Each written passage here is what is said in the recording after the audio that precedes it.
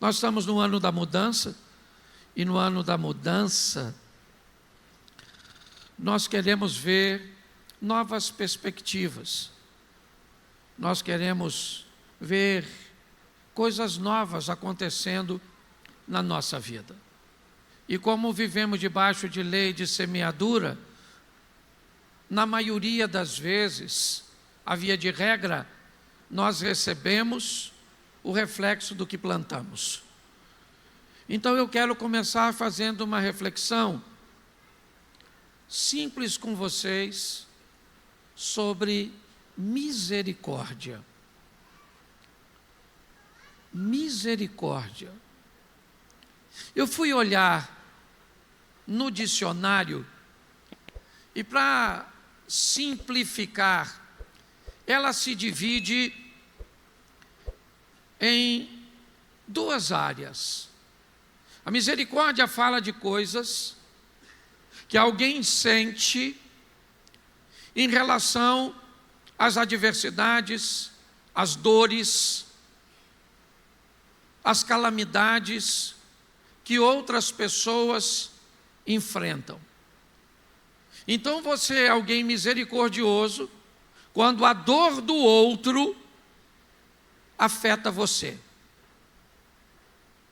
Mas misericórdia também traz consigo uma conotação da graça que Deus nos oferece, de um Deus que olha para mim e para você e vê que nós não conseguiríamos vencer sem Ele. E pior, nós não iríamos merecer o apoio. E aí eu comecei a pensar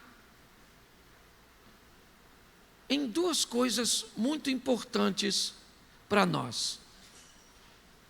Coloca para mim, por favor, Lamentações de Jeremias, capítulo 3,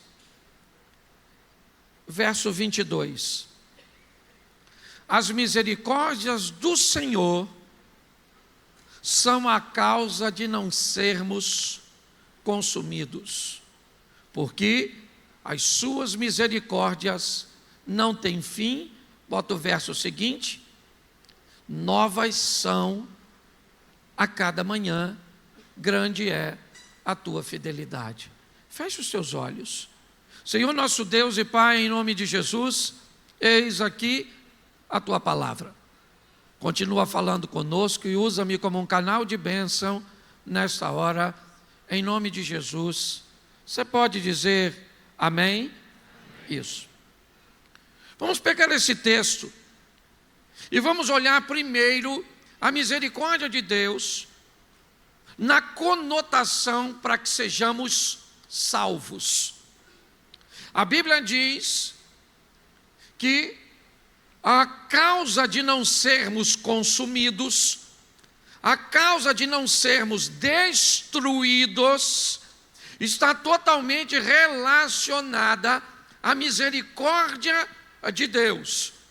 Porque sem a misericórdia de Deus, nossa destruição, nossa ida para o inferno, seria, na verdade, a única opção por quem somos.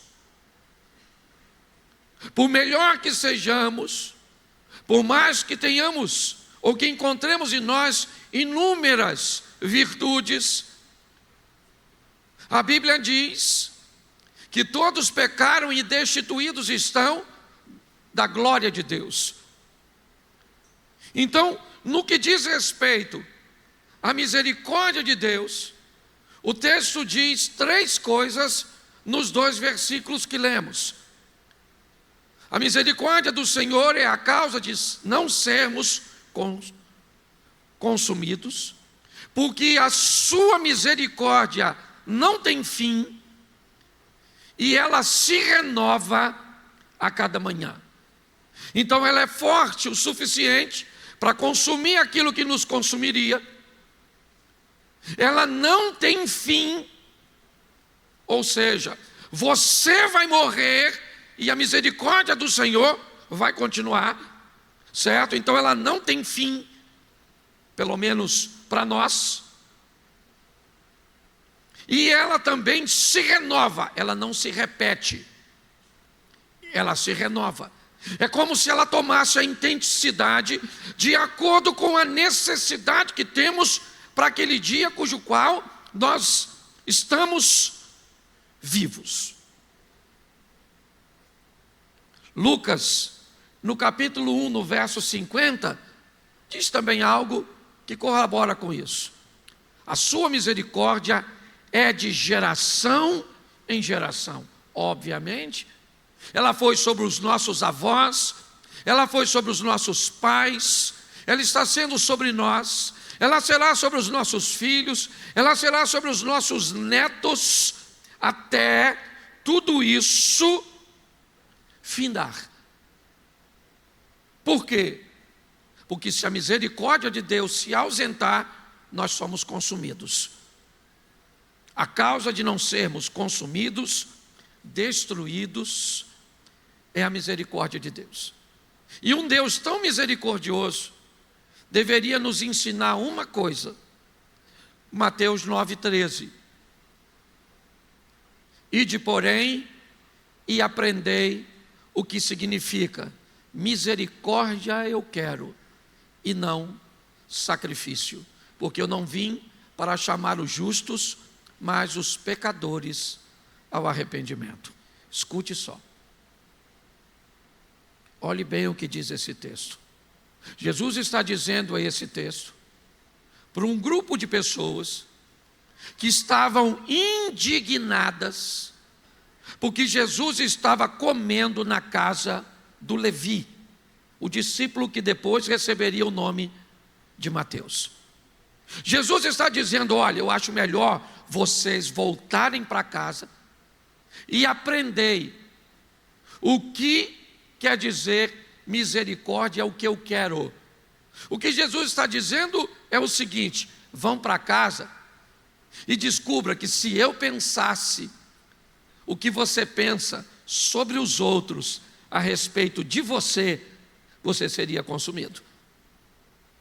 Se vocês acham que eu não deveria estar na casa do Levi, eu quero dizer uma coisa a vocês: Deus não deveria estar na sua casa, na sua vida, para te salvar. Jesus está dizendo: vocês gostam muito de receber a misericórdia de Deus para ser salvo, mas quando chega na hora de replicar isso e desejar que o outro, que não é muito o seu afeto, que não é muito do seu agrado, certo? Também vai ser salvo, isso lhe incomoda. Então nós vimos aqui que no quesito misericórdia, ela se renova a cada manhã, ela não se repete, ela não tem fim, ela é a causa de não sermos consumidos, e ela também é algo que precisa ser aprendido com Deus. Você recebe? Então replica. Só que essa misericórdia, meus irmãos, que nós precisamos todos os dias, que se renova toda manhã, que não tem fim e que precisa ser replicada, é só um modelo de misericórdia. É a misericórdia que diz respeito à nossa salvação. Ela é a única? Não. Tem uma outra misericórdia, que essa misericórdia nós não deveríamos precisar dela com a mesma intensidade que a primeira que eu citei.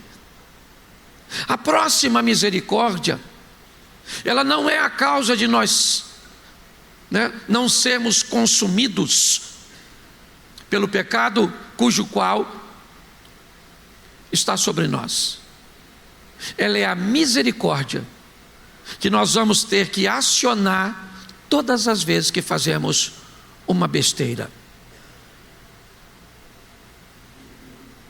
Todas as vezes que fazemos algo errado, nós vamos precisar da misericórdia de alguém.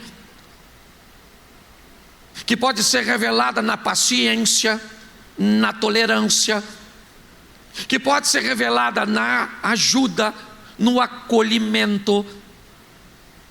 Mas aí eu pergunto a você: essa misericórdia é a causa de não sermos consumidos? Não. Essa misericórdia não tem fim? Não. Essa misericórdia se renova a cada manhã? Não. Essa é a misericórdia que nós não deveríamos precisar dela. Ela existe, mas não deveria ser acionada, porque ela precisa ser acionada todas as vezes que fazemos algo que não deveria. Será que eu precisaria da misericórdia para manter meu casamento? Sim ou não? Me ajuda aí, prega comigo, arrisca e chuta. Deveríamos precisar da misericórdia, ou vamos precisar dela para manter nosso casamento? Sim ou não? Sim. Mas devemos precisar dela todo dia, toda semana, toda hora, todo mês? Para criar seus filhos aos pés do Senhor, para ensiná-los no caminho certo, você vai precisar da misericórdia do Senhor? Sim ou não? Todos os dias? Não. Todas as horas? Não. Em todas as situações? Não. Essa é uma misericórdia que nós não devemos precisar todo dia. Não deveríamos. Quem precisa dela todo dia vai viver o divórcio ou um casamento desgraçado. Quem precisa dessa misericórdia todo dia para criar seus filhos vai ter filhos desobedientes, rebeldes e distantes. Quem precisa da misericórdia de Deus todos os dias para ganhar dinheiro está perdido. Você precisa da misericórdia de Deus para ganhar dinheiro, sim ou não? Sim ou não? Claro. Mas todo dia? Toda hora? Em todas as situações? Não. Você precisa da misericórdia de Deus para escolher suas amizades? Sim ou não? Mas para todas elas? Não. A misericórdia, eu estou cansado de ver gente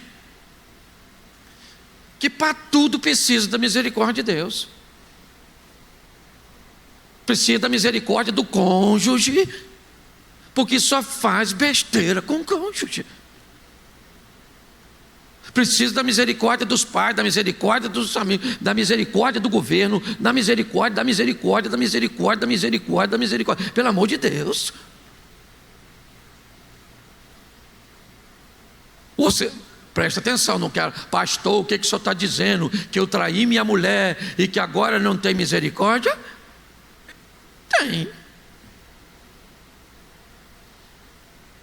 Se ela quiser te dar misericórdia, que se ela não quiser, não vai ter misericórdia. Ah, pastor, então ela vai para o inferno. Não sei. Entendeu? Porque você acabou de colocar ela no inferno porque ela não te deu misericórdia, você não deu misericórdia para ela.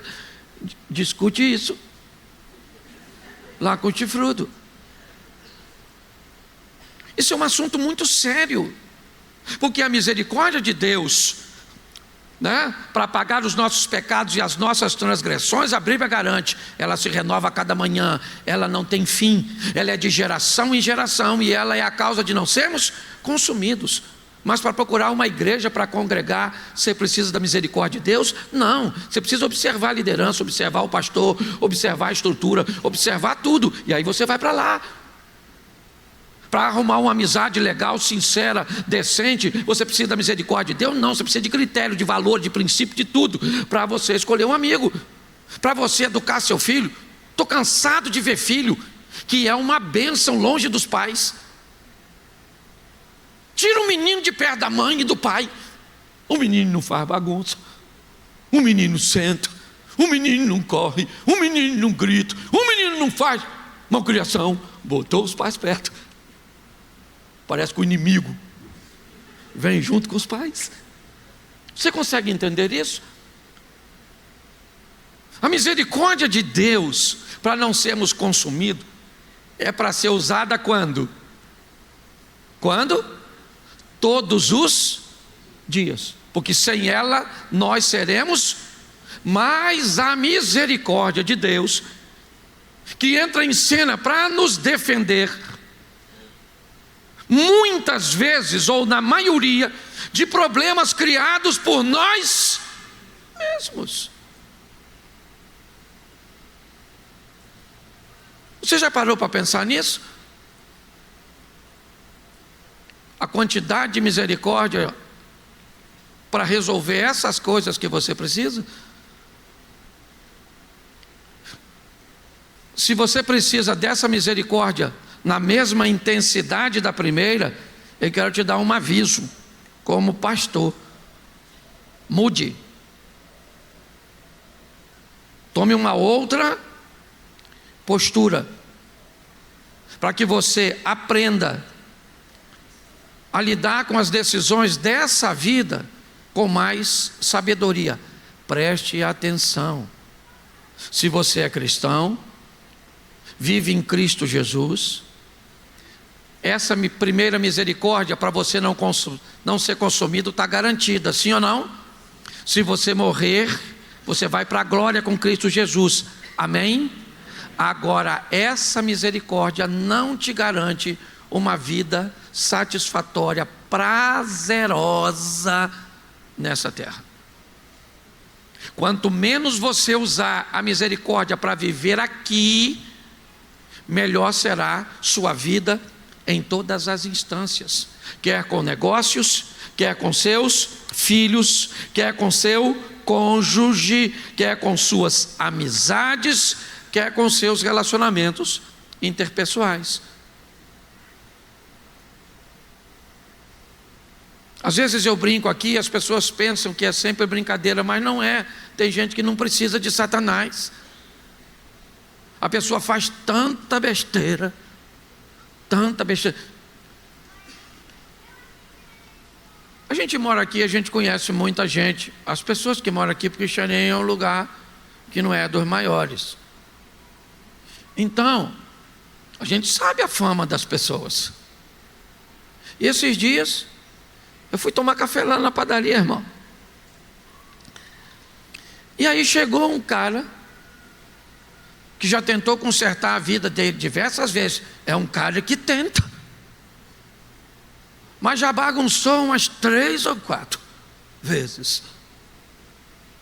Aí ele chegou e me cumprimentou. E aí, pastor, como é que está você? Falei: rapaz, estou sentindo falta de você na igreja. Pastor, estou trabalhando muito. Falei: não, está certo. Chegou um moço, bem atrapalhado da vida, mais atrapalhado do que esse primeiro. Esse primeiro eu conheci na igreja aqui. Ele não mora aqui, mora fora daqui, então eu conheço ele pouco. E o pouco que eu conheço já vi que é atrapalhado. O segundo que chegou mora aqui, é atrapalhado já de geração. Tem currículo de atrapalhamento. E aí esse que é atrapalhado, que estava na igreja, olhou para mim e disse assim: conhece fulano? Eu falei: claro. Aí ele me disse assim: pois é meu mentor. Eu não aguentei.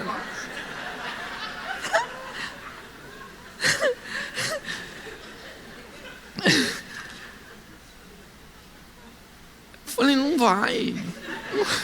Você consegue entender? Então pare de colocar responsabilidade sobre Deus das suas escolhas. Evite acionar Deus para resolver suas besteiras, porque você diminuiu o número de besteira que faz. 2026 está começando. Aliás, segundo a tradição brasileira, nem começou, porque o ano só começa depois, certo? É isso aí, certo? Que a escola de samba termina, aí nós vamos para a quaresma, 40 dias pelos pecados que cometemos, e aí vem a Páscoa e nós estamos limpinhos. Isso aí é mais ou menos assim, mas deixa quieto, isso é só uma brincadeirinha. Você consegue entender? Então não faz sentido. Qual é o grande problema hoje que nós vemos? É a forma com que as pessoas atrapalham a sua própria vida. Lembra do profeta Jeremias? Eu bem sei os pensamentos que tenho a respeito de vós, são pensamentos de paz e não de mal, porque eu quero dar a você o fim que você está procurando, mas está difícil trabalhar com você. Então, pastor, como é que eu faço para minimizar a minha necessidade de ter esse segundo modelo de misericórdia? O primeiro não tem jeito. O primeiro, por mais certinho que você seja, certo? Por mais ajustado que você seja, por melhor marido que você seja, por melhor filho, por melhor pai, você é um cidadão de bem, paga todos os seus impostos, você não trai a sua esposa, você é o funcionário exemplar da companhia, você é o melhor crente da igreja. Pois é, nada disso te dá direito a vencer, a consumir aquilo que te consome ou que pode te consumir no quesito pecado. A única coisa que pode fazer isso é a misericórdia do Senhor. A misericórdia do Senhor é a causa de não sermos consumidos. Você vive uma vida certinha com Cristo? Legal. Você vive uma vida bagunçada com Cristo? Tá certo. Qual é a diferença entre você e você? É que a sua vida legal, que você vive com Cristo, coloca você num estilo de vida ajustado e agradável. O outro pode até ter coisas que você não tem, mas pela vida desajustada que vive, sempre lhe parece que está faltando alguma coisa. Mas se os dois estão na igreja e são capazes de morrer numa velocidade, certo, que seja suficiente para se acionar a misericórdia, os dois são salvos. O problema de quem não traz uma vida lutando o tempo inteiro para ser ajustada é morrer de morte súbita. Esse indivíduo pode não ter tempo de acionar essa misericórdia, e por não ter buscado viver uma vida íntegra, eu não posso dar a ele uma sentença, mas eu posso dizer que corre o risco desse indivíduo acabar ter se perdido. Então, como é que eu posso?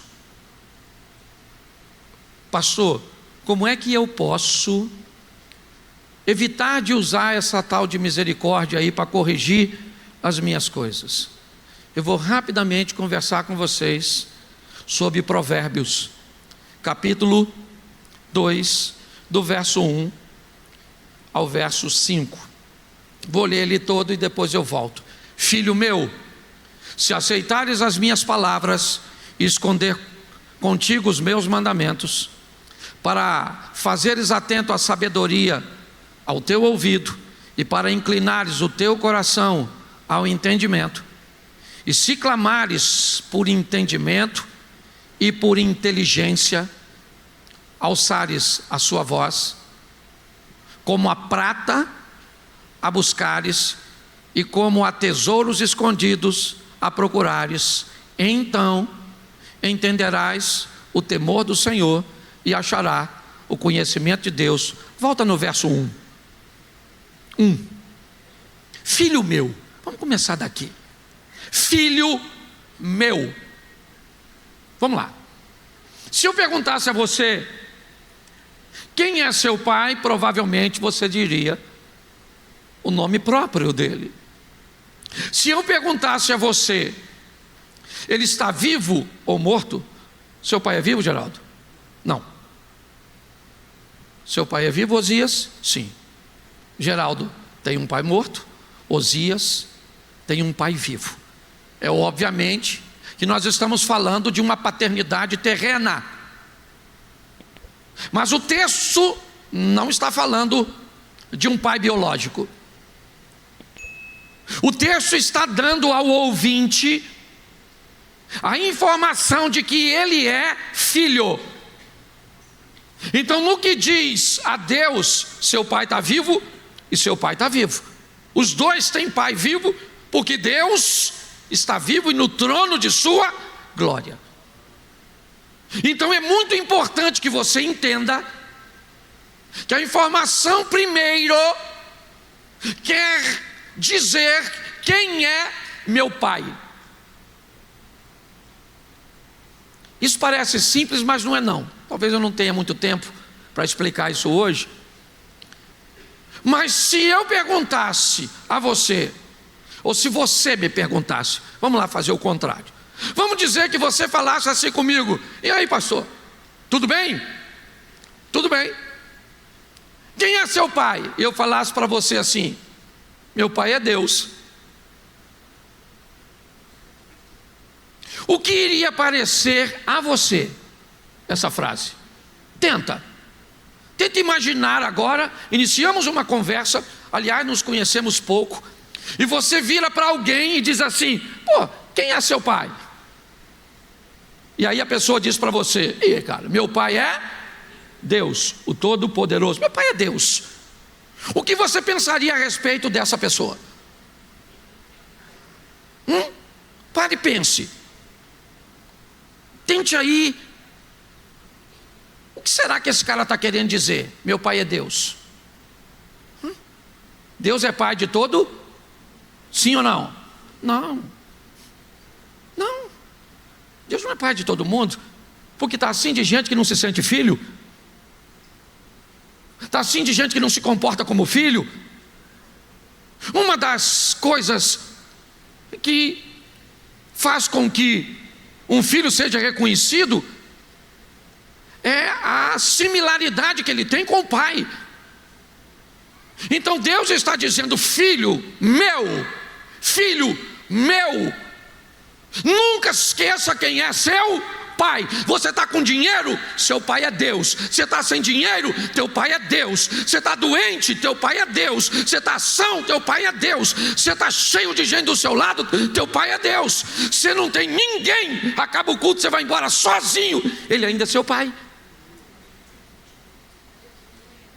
Quando você reconhece quem é seu pai, seja franco, parece que você ficou meio soberbo.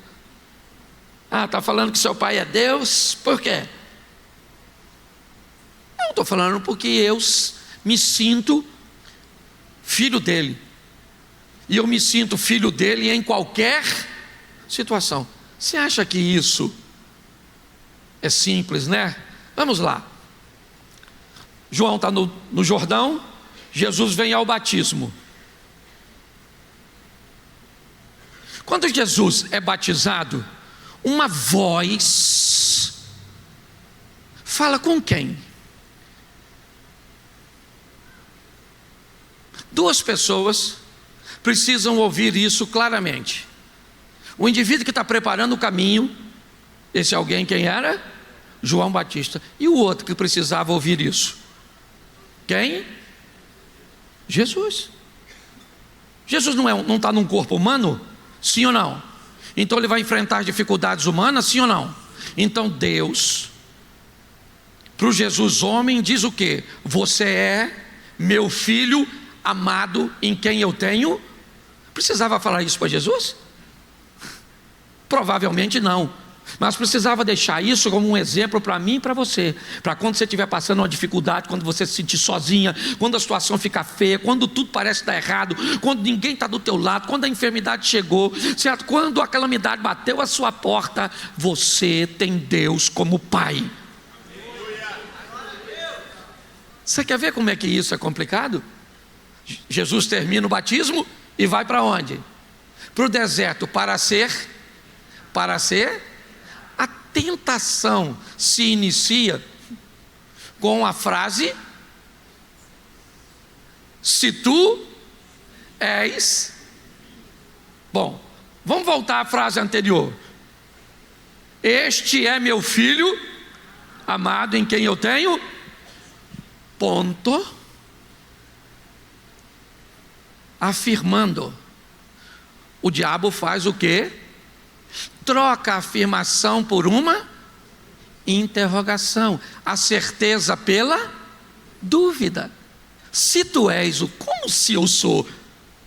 Porque se o diabo convencer você, como tentou convencer Jesus, de que você não é filho, de que Deus não é seu pai, você vai estar em sérios problemas.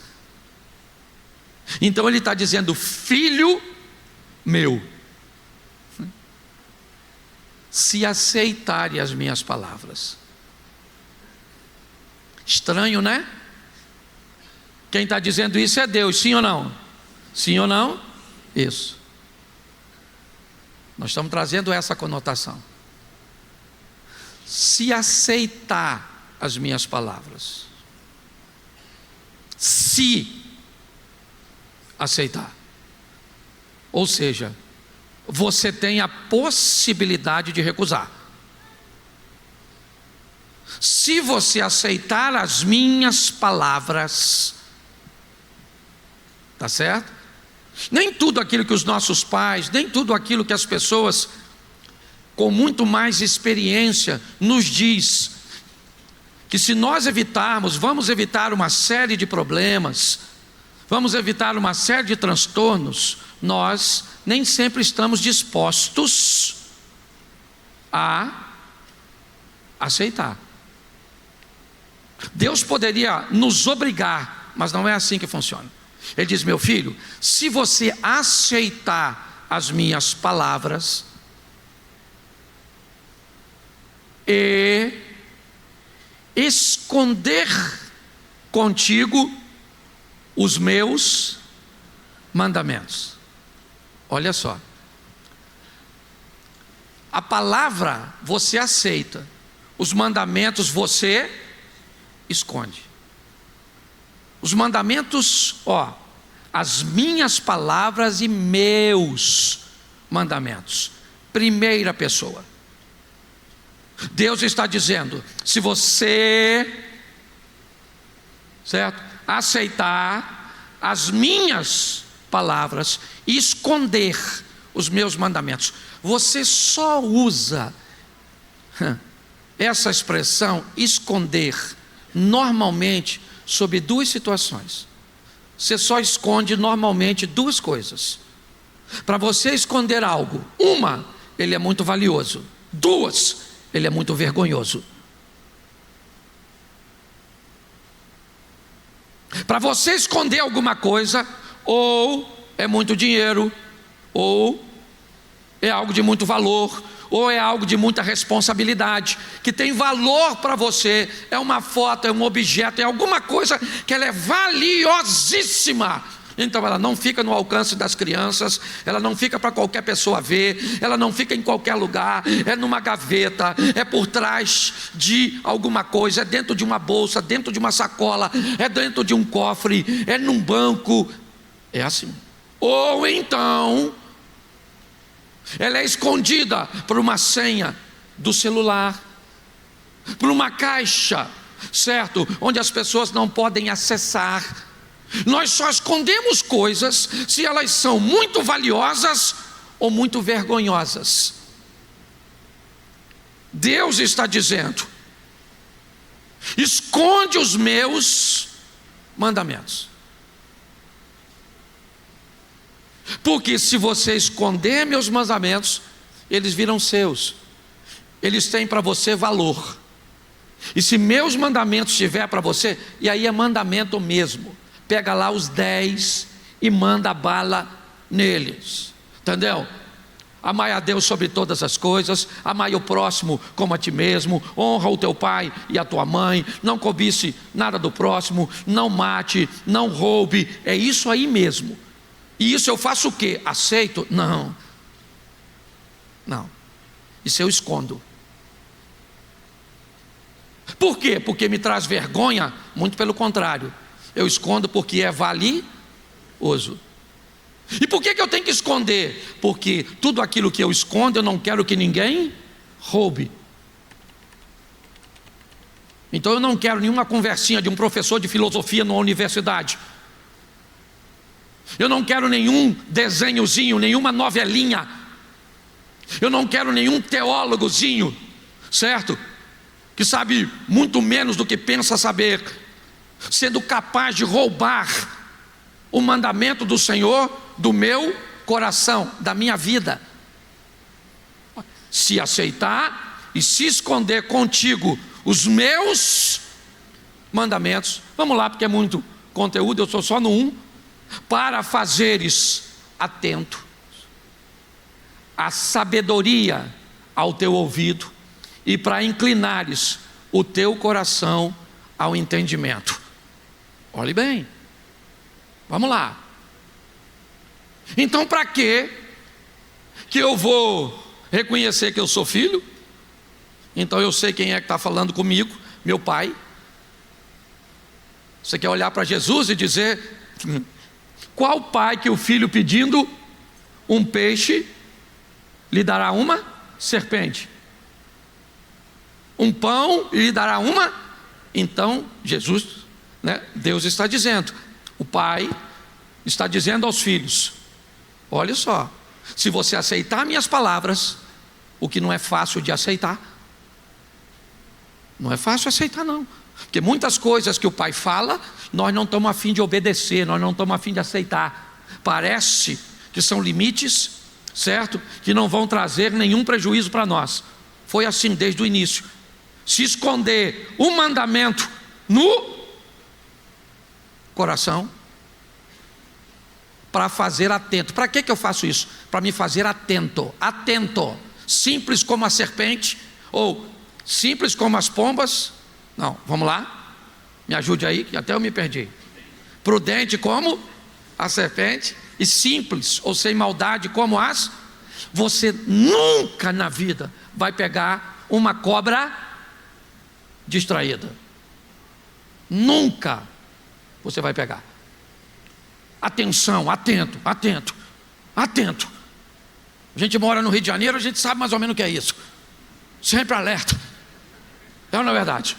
Sempre alerta, o tempo inteiro. Ele diz, para que você se faça atento, o teu ouvido, para quem? A sabedoria, Inclinado o teu ouvido e o teu coração ao entender. Vai para o 3, para a gente adiantar. E agora, você ora por quê? Olha só, qual é a pauta da sua oração? Olha o que ele está dizendo, que o indivíduo que vai precisar pouco da misericórdia de Deus para a vida nessa terra, certo? Olha o que ele tem que fazer. Ele tem que aceitar, esconder os mandamentos, estar atento à sabedoria e o entendimento, e suas orações não é para carro, não é para casa, não, é para entendimento. Em algumas traduções, conhecimento e inteligência. Vamos lá. O que é inteligência? Inteligência é a capacidade que vocês, lógico que eu estou trazendo de uma forma bem simples. Inteligência é a capacidade que uma pessoa tem de aprender. Se você ensina uma pessoa e ela pega o ensino com rapidez, ela é uma pessoa inteligente. Se ela tem conhecimento de muitas coisas, ela é considerada uma pessoa culta. O que é cultura? Cultura é a quantidade de informação que uma pessoa tem. Note que a Bíblia está dizendo, olhe só, eu vou precisar de reconhecer que sou filho, de aceitar as palavras, de esconder os mandamentos e de estar atento à sabedoria. E sabe o que é interessante? Tem um ditado que diz que a sabedoria está onde?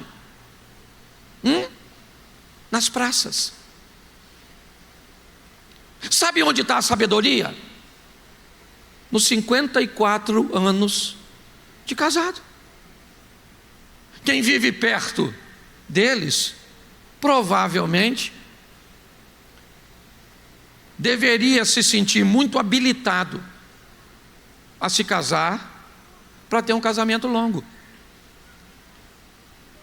Bom, mas a minha área não é essa, não é casamento, eu sou solteiro, eu estou em busca de formação. Então tá bom. A sabedoria está exposta. Porque enquanto inteligência é a capacidade de aprender, cultura é a quantidade de informação que eu tenho, sabedoria é como eu utilizo toda essa cultura que adquiri com inteligência para tornar a minha vida mais agradável. Por isso que o sábio tem uma boa vida e o tolo tem uma vida ruim. Por isso que o sábio sabe que não leva nada daqui e o tolo pensa que quanto mais tiver aqui, mais importante que os outros ele é. E sabe onde está isso? Na oração. Se você clamar para ter entendimento, por inteligência, você clamar a sua voz. Eu não quero clamar a voz por inteligência, eu não quero clamar a voz por conhecimento, eu não quero parar para ouvir os mais velhos, eu não quero parar para olhar e ver, certo, o que os outros, não, eu não quero ler um livro de um cara experiente. O cara levou 50 anos para escrever um livro, e você pode pegar a experiência que o cara levou 50 anos e pegar tudo em uma semana, e as pessoas não leem nada. Pare e pense. E o clamor, não estou dizendo que nós não temos que acionar o Senhor, não, para a misericórdia dele vir corrigir, porque de vez em quando a gente faz besteira. Mas tem gente que vive de misericórdia e de misericórdia. Ela pega essa primeira misericórdia que se renova a cada manhã, que deveria ser usada para a salvação, e coloca para as burrices, para as besteiras, para as escolhas erradas que fazem. Então todos os dias, o que a vida dela precisa? De uma borracha no final do dia, para apagar tudo que ela fez de errado durante o dia. Sabe o que vai ter escrito a respeito dela? Nada, porque o que escreveu de manhã, Deus tem que apagar de tarde. E é assim que funciona.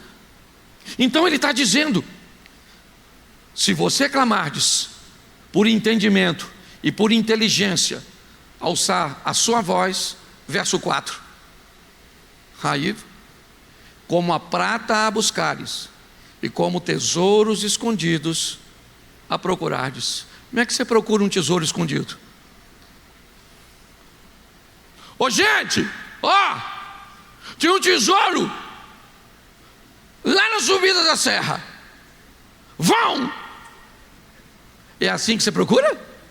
Como é que você faz? Aí, gente, valeu, estou indo. Vai não, está cedo, não, tem que ir. Vai fazer o quê? Não, vou dar um pulinho ali que eu vou. Amanhã eu volto. Sim ou não? Se o que está escondido é um tesouro, você vai sair falando que lá tem tesouro? Não. Mas pastor, isso não é egoísmo? Fica tranquilo, porque lá tem tesouro para todo mundo. Você só tem que achar o lugar que ele está. Entendeu? Você não pode pegar meu tesouro, eu não posso pegar o seu. Você é que pode não ir buscar e ter uma vida medíocre, uma vida dolorosa, certo? Ele está dizendo: como a prata a buscares, certo? E como tesouros escondidos a procurardes. O último versículo. Então você vai entender o quê? O que você vai entender? O temor do... E acharás... Deixa eu falar uma coisa para você. O cara que encontra aquilo ali, ele vai bem em todas as áreas da sua vida.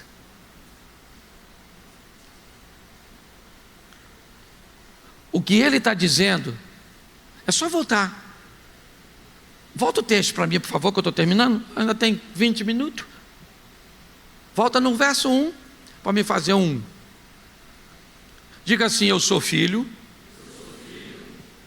Nem sempre gosto das palavras de Deus. Fala. Verdade, ou não é? Às vezes você está olhando no WhatsApp assim, ó. Alguém fez uma fofoca. Dá uma vontade de dar só assim uma incrementada.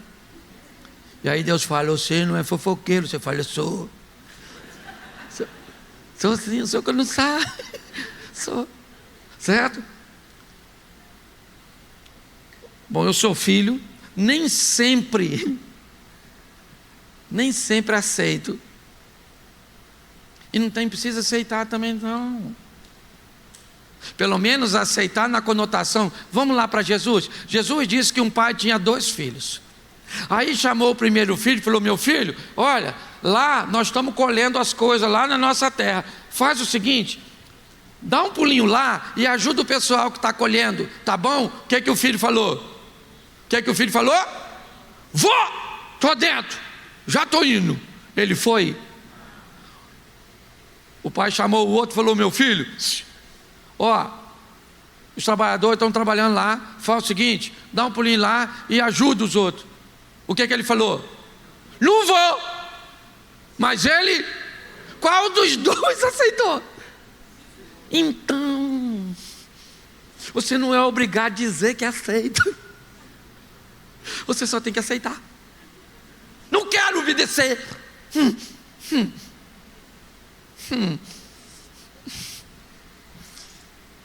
Tá bom, eu vou. Mas eu não quero. Entende? Entendeu? Você sabe muito bem do que eu estou falando. Não me olha com essa cara. Você sabe muito bem quando acontecem essas coisas. Certo? Que você não quer, porque aceitar não é sempre agradar. Mas por que você acaba fazendo? Porque os mandamentos deles estão onde? Escondido. Onde? Aqui, ó. É ou não é? Dá uma vontade de você não obedecer, aí quem vem? Os mandamentos, olha. Aí você começa a colocar, não matarás, honra o teu pai e a tua mãe. Note que honrar pai e mãe é tão difícil que tem que ter até promessa. A Bíblia instrui tudo certinho, está lá, ó, Satanás e a mulher, olha o que a Bíblia diz. Resistir o diabo e fugir da mulher. Olha o que a Bíblia está dizendo. Pensa num bicho perigoso. Mulher, é ou não é verdade? É mais perigoso que o diabo. As mulheres estão rindo dela mesmo, legal. Foi só para... Você consegue entender? Está lá, ó. Esconde contigo, está escondido. Por que eu obedeço? Porque tem algo que está dentro de mim. Às vezes eu nem estou afim de obedecer, mas eu obedeço porque está dentro de mim. Deus colocou, e Deus vai ser honrado por aquilo que está dentro de mim, porque está escondido, ninguém está vendo. Alguém, eu falei isso aqui já. Uma vez eu estava em outra igreja. Estava mesmo, né? O irmão falou assim, pastor, na época eu era presbítero. Presbítero, o senhor paga quanto de luz? Aí eu falei lá, tipo assim, uns 300 e poucos reais. Ele falou assim, ó, eu vou lá na casa do senhor fazer um gato de graça.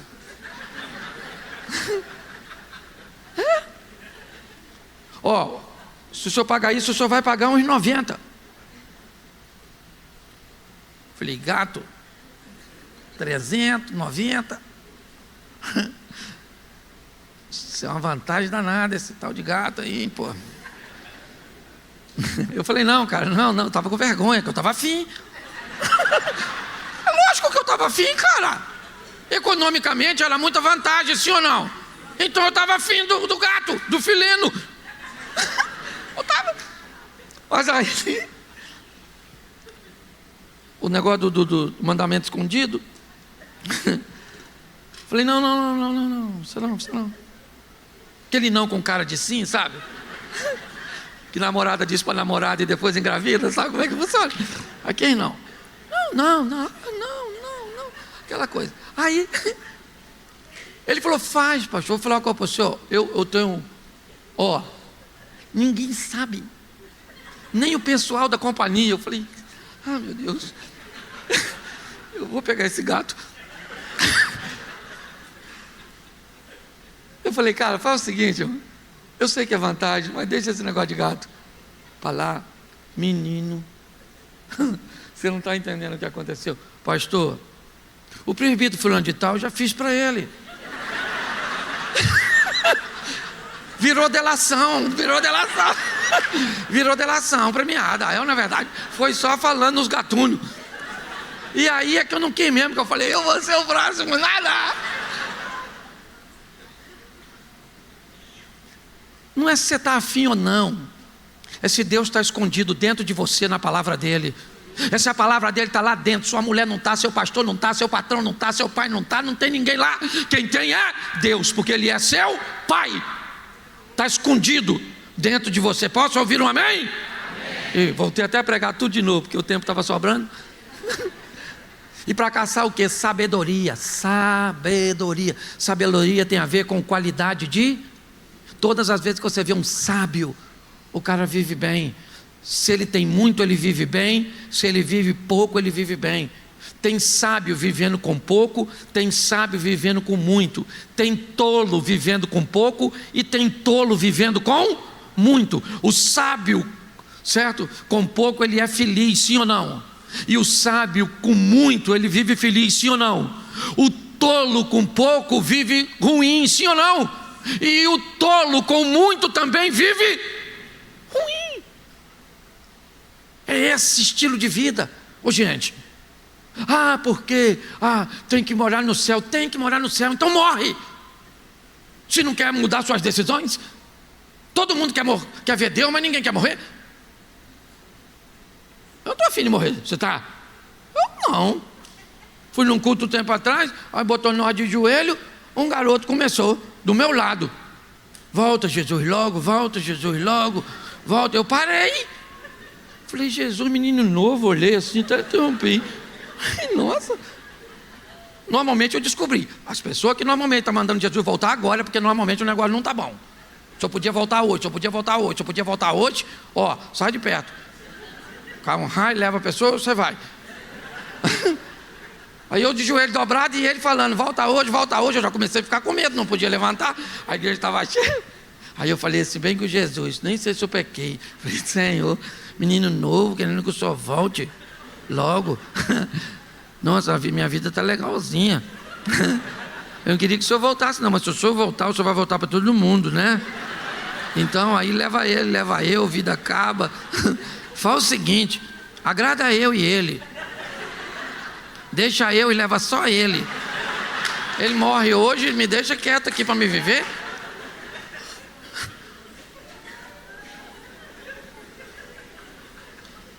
Jesus disse, eu vim para que você tenha e vida em... Eu venci o mundo e você vai vencer. Quem falou isso? Fala assim, o meu Pai. É isso aí, gente. Estou pregando vida fácil, não. Todo dia a Bíblia diz que vem o mal. Todo dia o mal vem. Posso te trair? Não. Pode não. Mas eu sou bom, eu estou vendo. Mas não quero não. Coração sábio, atento, certo? Para aprender sobre, último versículo. Agora é para terminar mesmo. Então entenderás o temor, e o temor do Senhor é o princípio da sabedoria, está lá na Bíblia. E você vai achar o conhecimento de quê? De como ganhar dinheiro, Silvio Santos. Em como fazer 10 milhões num curso do coach. Em como ter o conhecimento de, e aí a Bíblia diz, conhecei e prossegui em conhecer quem? O Senhor, a Deus. Todos os dias, conhecei e prossegui em conhecer. Cada dia que você conhece, fica mais fácil. Quem aqui é casado há muito tempo, Você chega em casa, olhou para sua mulher, você já sabe. Tá bom, tá ruim, tá chateado, tá com dor de cabeça. Não, os meninos fizeram bagunça, gastou demais, vai vencer o cartão. Seu marido chegou, só olhou, você já sabe. Olha, já vem outro para cima de mim hoje, ó. Oh, meu Deus, dá livramento desse negócio. Não é? Ou então está irritado, está isso, está aquilo, está aquilo outro. Por quê? Porque à medida que a intimidade vai aumentando, você nem precisa falar mais. Você já ouviu a Bíblia dizer que antes que a palavra chegasse à boca, Deus já sabe. O que é isso? Isso é uma definição de intimidade, não simplesmente de soberania. Então vamos sair daqui, 2026 é o ano da mudança. Uma mudança para onde nós vamos entender o temor do e achar o conhecimento de, e aí nós vamos nadar de braçada, irmão. Todo dia vem leão, você mata leão, levantou urso, mata urso, levantou gigante, mata gigante. E louvado seja Deus, e vamos casando, vamos criando filhos, vamos fazer negócio, vamos trabalhando, e uma hora morre. Uma hora alguém grita lá do outro lado, 397. Não é bingo, era você, sua senha. Morreu novo, mas morreu, porque novo também morre. Morreu velho, rapaz, olha, o velho morre. Morreu rico morre, sabia disso? Morreu pobre. Morre feio, mas morre bonito também. Morre. Então vão viver o extraordinário.